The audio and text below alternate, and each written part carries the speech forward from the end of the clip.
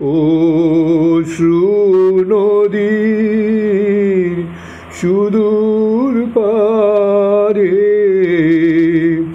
ঘাট দেখা যায় তোমার দ্বারে।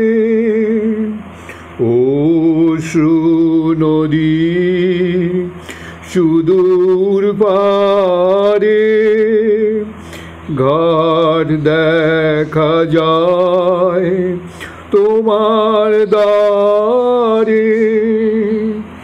অশ্রু নদী নিজের হাতে নিজে বাঁধা ঘরে রাধা বাইরে আধা এবার ভাষায় সন্ধ্যা হাওয়ায়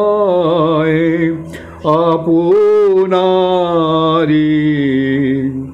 অশ্রু নদীর সুদূর পারে কাটলো বেলা হাটের দিনে লোকের কথার বোঝা কিনে। কথার সে ভার নামারে মন নীরব হয়ে শোন দেখি শোন পারের হাওয়ায় গান বাজে কোন বীণার তারে।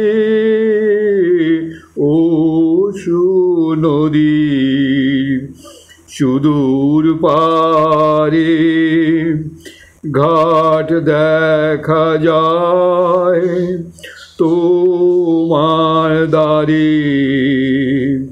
অশ্রু নদী।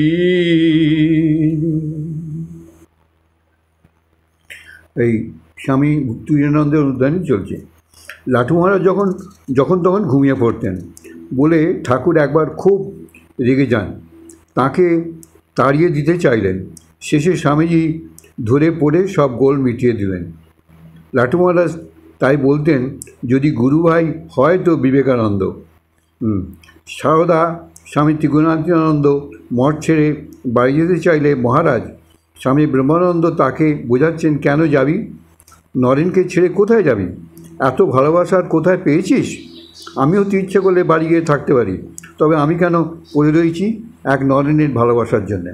এটা হচ্ছে বরানগর মঠে ওরা যখন কাশীপুর উদ্যান বাটি যখন চলে গেল ওদের হাত থেকে, ভাড়া শেষ হয়ে করে চলে এলেন, তখন ওরা একটা ভাঙা বরানগর বাড়িতে উঠেছিলেন।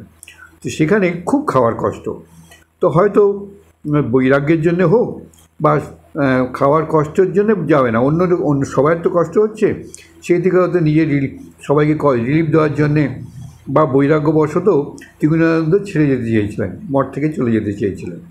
একবার গেছিলেনও, মঠ থেকে গিয়ে ওই চন্দননগর অবধি গেছেন, ভাড়া চাইতে লোকে বললো না, তো বৃন্দাবনের গাড়ি ভাড়া টাড়া দিতে পারবো না, তখন আবার মঠে ফিরে এসছেন। তো রাখাল মহারাজ ত্রিগুণানন্দকে এই কথা বলেছিলেন। শ্রীকৃষ্ণের দেহত্যাগ সংবাদ উদ্ধব বিদুরকে জানিয়ে বিলাপ করে বলেছেন, কি আশ্চর্য ব্যাপার, তিনি যদুকুলে জন্মগ্রহণ করেন, কিন্তু যদুবংশের কেউই তাকে বুঝতে পারলেন না।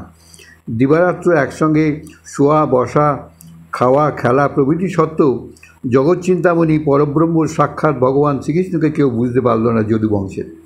শুধু যদুকুল কেন, সমগ্র মনুষ্য সমাজই হতভাগ্য, কেউই তাকে চিনতে পারেনি।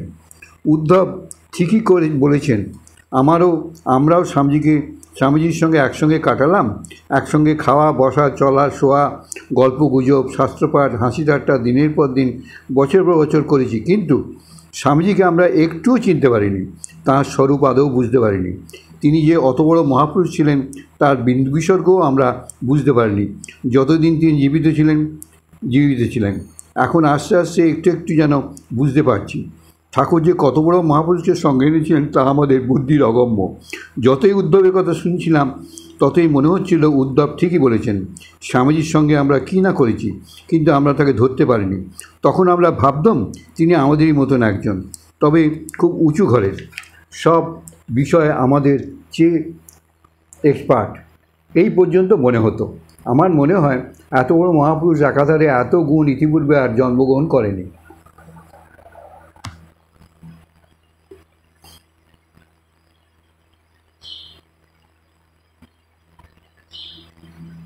তিনি কি গুণের আদরই না জানতেন?